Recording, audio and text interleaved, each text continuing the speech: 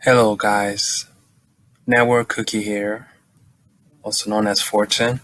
Last week I started this YouTube channel in hopes to start my certification journey, and I'm starting with the Azure AZ 900, and I want to dip my feet into cloud, and I've seen how big it's gonna get over the next few years, and I just want to share with you this little presentation. So this is what I'm gonna go over. Today, I'm going to describe the benefits and consideration of using cloud services. Today is going to be the first part of a 3-video series of the first understanding cloud concepts.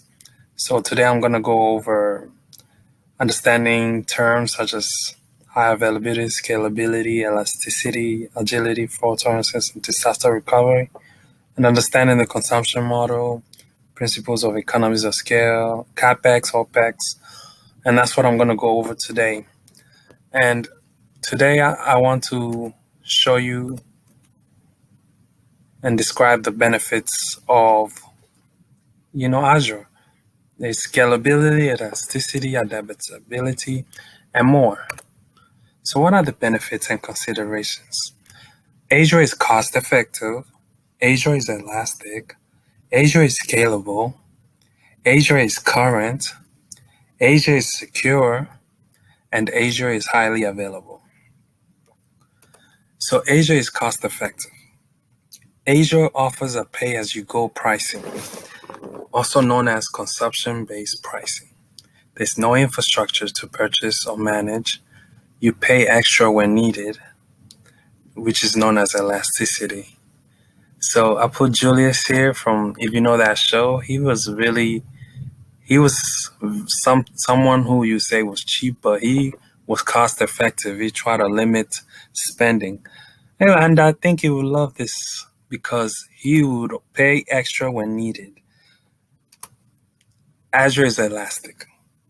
Azure is highly elastic and can adapt to changes, adding and removing resources, and it really can help businesses. That's a good benefit of being elastic because you can remove or add as needed as the business scales upward or downward.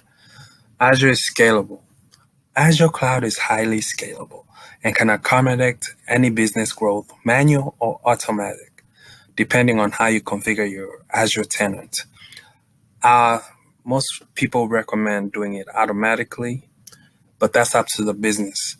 Azure Cloud can adapt your business by scaling vertically or horizontally. Horizontally, they can scale like 3 servers to the left and 3 servers to the right and help people out. Azure is current.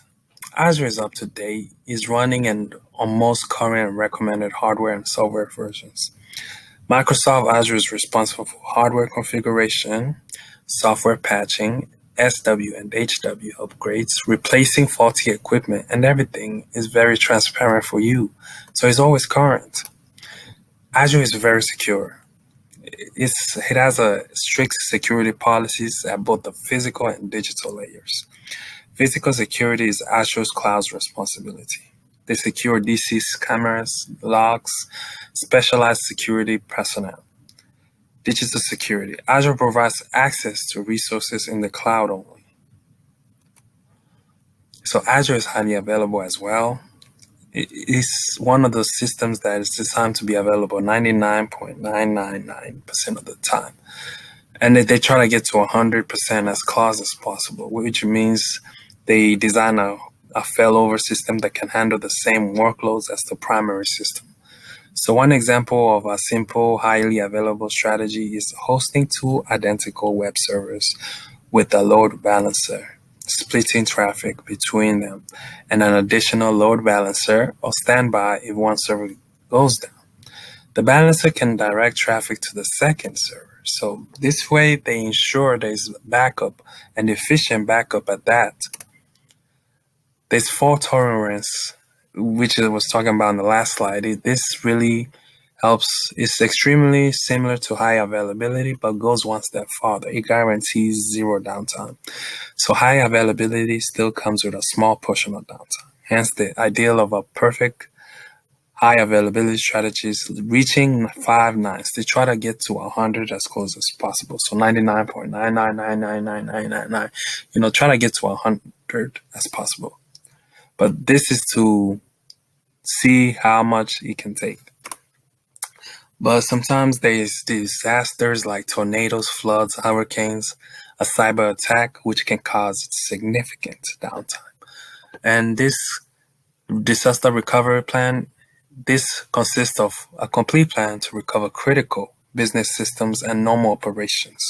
So important files that are needed to run a business. This is where disaster recovery comes in. Economies of scale. So this is a ability to do things more efficiently or at a lower cost per unit when operating at a larger scale. So the ability to acquire hardware at a lower cost than if a single user or a smaller business were purchasing it. Cloud providers can also make deals with local governments to get tax savings, lower pricing on power, cooling, and high-speed network connectivity between sites. So for the test, you need to understand the difference between CapEx and OpEx. So CapEx, or Capital Expenditure, is the spending of money on physical infrastructure up front, and then detecting that expense from your bill over time. So CapEx is an upfront cost, which as value reduces over time. So OpEx is spending money on services or products now and being billed for them now. You can detect this expense from your tax bill in the same year. There's no upfront cost, and you pay for a service or products as you use it. This reminds me of, pay as you go, pay extra, Mr. Julius over here. Yes, so that's pay as you go. And then consumption-based model. This consumption-based billing model are predicted upon the basic concept. Pay for what you use. This allows organizations to ease their way into a technology set without making a significant upfront investment. This is really a benefit for businesses who don't know where to go yet, and it really helps them set their power right. So I got some blogs that will help understand these concepts better, and I will put them down in the link below. So feel free to go and read them. It really helped me understand when I was researching. So consumption-based billing models are predicted upon a basic concept: pay for what you use. So for organizations just starting their integration, PaaS or serverless journey, this creates many opportunities over traditional approaches of paying a large upfront license fee. So this really helps businesses. And then I have another blog here: high availability versus fault tolerance versus disaster recovery. So if you need more brush up on that, this is really good. I'm gonna put them in the link below.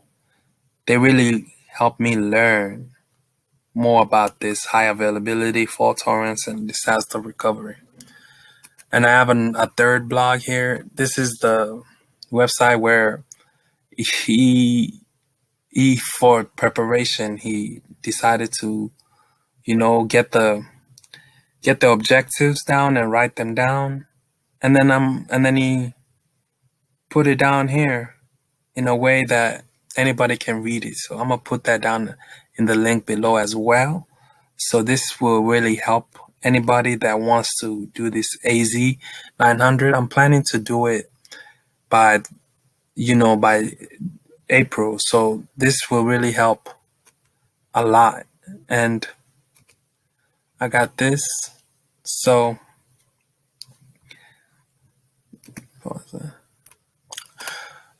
I'm also making a Quizlet for study. And if you want more Quizlet, more information, just let me know. I'll put down the link below. Thank you for watching so much. Have a blessed and fortunate day. Thank you.